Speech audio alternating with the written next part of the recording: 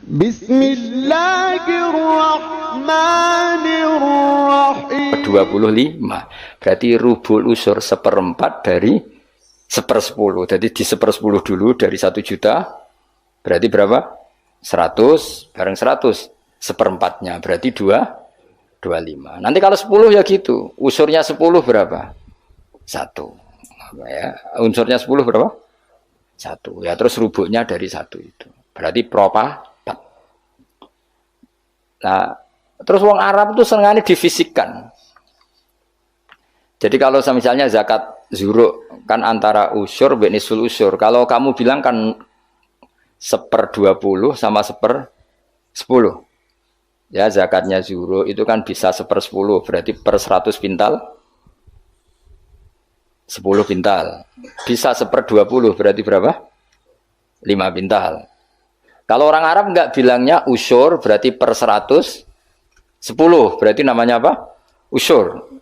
Atau nisul usur berarti berapa? 5 karena usur itu 10 berarti kalau nisul usur 5. Lah 5 dalam matematika modern disebut 1/20 yang 10 dianggap 1/10. Kalau orang Arab enggak usur atau nisful usur. Jadi misalnya 1 juta usurnya berapa? 100. Separuhnya usur 50. Berarti menurut sampean 50 tambah 1/20 yang 100 1/10. Tapi kalau orang Arab itu karena nggak mau mikir orang Arab. Jadi itu justru bagus. Karena terus dibikin apa bertahap. Lah nanti kalau masalah yang fisik ya difisikkan. Misalnya gini, rungokno kowe ben matematika. Sampeyan iki nggo tes-tesan ngarepe pangeran. Dadi sampeyan itu. Misalnya HP ini kan, kita warai matematika. Mustafa jelas ra iso matematika. Roe tasawuf ya dene. Wong seneng tasawuf iku gak seneng mikir mesti akhirnya. Tapi akhir-akhir iki iso, mergo iso ge grup. Ngaku WA ora duwe iki, kula niku wis milih donya ora pati roh. Dhisik tak sangka dekne kancaku akhirat, jebule roh donya, kecewa aku asline. Nah wis ben aku wis. Misalnya HP Mas. HP ini satu kan. Iku mbok pro piro. Kalau orang Arab itu cara berpikir gini, di bab ghanimah itu di pro 5. Berarti HP ini dibayangkan dibagi 5. Nah yang satu bagian ini miliknya Allah dan Rasul. Ketika ini dibagi 5, satu bagian namanya apa? 1/5. Wa alamu annama ghanimtum min syai'in fa anna lillahi khumusahu. Ya sudah, Nabi dibagi 1/5. Setelah 1/5 ini hilang diambil Nabi dan Rasul, ya Allah dan Nabi dan Rasul itu, yang sisanya kan 4. Jenenge arba'atul akhmas, 4 dari pro 5. Nah yang 4 dari pro 5 itu dibagi para yang ikut perang. Wa alamu annama ghanimtum min syai'in fa anna lillahi khumusahu wa lirrasul wa lidil qurba wal yatama wal masakin wa ibnis. Tapi kalau di bab zakat sesuatu itu dianggap 8, ya sudah HP ini langsung dibagi 8. Berarti pembagian persatunya sumun dianggap 1/8. Nanti di bab apa lagi dianggap 6. Ya sudah ini dibagi 6. Jadi orang Arab itu cara berpikir lebih gampang. Karena membayangkan sesuatu itu difisikkan. Apa? Cara wong Jawa itu ngene, kowe duwe telo sak karung. Anak 5, ya di pro 5. Nah anak 6 ya di pro 6. Dadi ana wong kok ora iso matematika yo goblok banget asline. Perkarane iku dong. Wis iso matematika, Mas. Ya latih ku sampean takon ngetes matematika ning pangeran sampean pusing. Jadi ngomong tasawuf sing ora tau mikir iku sing tasawuf sing ora gelem mikir, nek mikir ya apik. Kula yo ngoten. Kula niku iso matematika termasuk baru kayak diulang Mbah Mun. Mbah Mun itu dulu yang ngajar tauhid saya itu Mbah Mun. Namanya kitab Al-Husnul Hamidiyah. Iku sing arange wong modern, jenenge sinten napa Afandi sinten napa Abdul Hamid, pokoke wong modern. Iku ning kitab tauhid itu digambar. Hadihi nuqtatul wujud, terus ana titik sitok. Terus ning kono ana titik pirang-pirang, tetep nisbatu kullin nuqat, semua titik ini nisbatnya tetep ilal asli, iku titik 1. Jadi wong ben gambarno, kenapa alam ini kita aslikan dari sesuatu yang satu, yang tentu itu kita namain Allah, karena mbok kayak apa gambar itu jelimetnya tetap dimulai dari satu titik. Mbok angka sebanyak apapun ya dimulai dari 1. Nah, ini pentingnya. Jadi semua ilmu itu mengarah tauhid. Nah, kenapa kita butuh 1? Karena nggak mungkin alam yang wujud ini dimulai dari 0. Berarti nak dimeledani roti sesuatu yang enggak ada menciptakan yang iku gendeng bareng, jelas gendeng iku sarap iku. Gak kena diobatno iku. Dong ya. Lah mosok wong nerangno ngene terus sampean jek ditakoki marbuka. Ngono aku ya ora direncana jawab. Yes, pokoknya. Nah, itu sebenarnya ulama tertentu, mbak pangeran malah kon presentasi. Oh, kak keren tau ya. Dari kau presentasi. Jadi orang sesuai makome, yo sini uang, masuk guru tafsir terus. Jadi Mama Mudi, ini cerita uang keramat. Sampai rasa GR ngalami ngono orang arah, Ustaz jamin arah. Dianjuti malaikat iyo. Aku yakin, karena malaikat itu yo kepengen di kegiatan. Kan mungkar nakir terus kadung nyekel godam, mosok nganggur kan. Dene yo ora trimo, maksudnya iku hobi, nutuk itu hobi. Tapi nanti nak Allah itu mencintai ulama dan pasti mencintai ulama dan itu pasti wali. Ala inna auliya Allahi la khaufun alaihim wa lahum. Para wali itu pasti tidak ada ketakutan. Kalau dia mungkar nakir seperti itu berarti ada rasa takut. Padahal wali dijamin tidak takut. Itu masyhur itu keramatnya Imam Amudi. Dia termasuk ulama yang keramat lewat jalur matematika. Nah Imam Sibawai kan lebih membingungkan malaikat. Ya sama Imam Sibawai muridnya juga tanya, wong kok men ngomong nahwu terus itu terus piye? Masyhur takok imar rabbuka. Malaikate takok ini ku man mausul napa istifham. Wah patekno wong malaikat kon ngaji alfiyah. Terus ditakoki, "Semar rabbuka Allah iku zat sing paling a'raful ma'arif." Jadi zat yang harus diketahui itu Allah. Kok nganti ditakokno iku piye? Cerita wali wae lucu lho. Narobi adawiyah malah parah meneh. Marbuka. Ya Allah ini habamu siapa lagi? Zat yang paling saya kenal, yang semua orang harusnya kenal. Malah ini masih tanya siapa. Parah wae, malah parah meneh. Zat sejelas engkau dan engkau zat yang paling jelas. Kemudian masih ada yang tanya engkau ini siapa? Nangis den, kecewa den. Wong Allah zat sejelas itu masih ada yang apa? Ya lucu tuh. Misalnya ini contoh gampang-gampang. Sing ngaji tafsir Jalalain ini kan mesti ngerah aku kabeh takok. Gus Bah iku sapa? Kan yo lucu.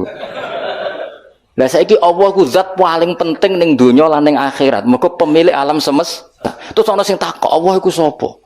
Aneh gak? Dong ya maksudnya logikane. Nangis robe. Ya Allah zat sejelas engkau kemudian masih ada yang tanya. Iku cerita wali maksudnya kan ora wali ora pati paham. Dadi ya nah, apa mana nak sing ngritu, wah cerita itu enggak benar. Kowe ora dadi wali sik lagi protes. Engko metu ya aku. Kok protes sik. Enggak mungkin. Alam iki wae pangeran rawekmu. Kok kowe darani ra mungkin berarti ngilani kekuasaane bocah kok ora dong. Dong paham ya? Kowe milih dadi wali apa dadi wong biasa ngadepi pertanyaan marbuka ya. Apa milih latihan wae mau 5 wae. Marbuka Allah, maman nabiyuka Muhammad. Terus pertanyaan ketiga apa? Apa Mas? Ini pinter ya Bang. Piro? Ini mudin ya. Pertanyaan ketiga apa? Marabuka. Mana nabiuka? Imamu kasih apa kiblatu kasih? Mas. Apa wala-wale oleh ning pertanyaan iki lho. Apa kan umumin kene?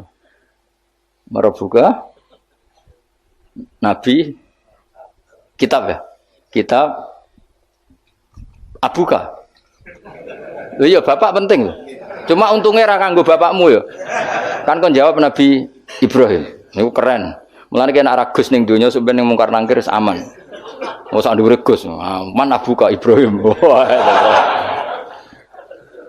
Terus apa nih Mas? Kiblat ya.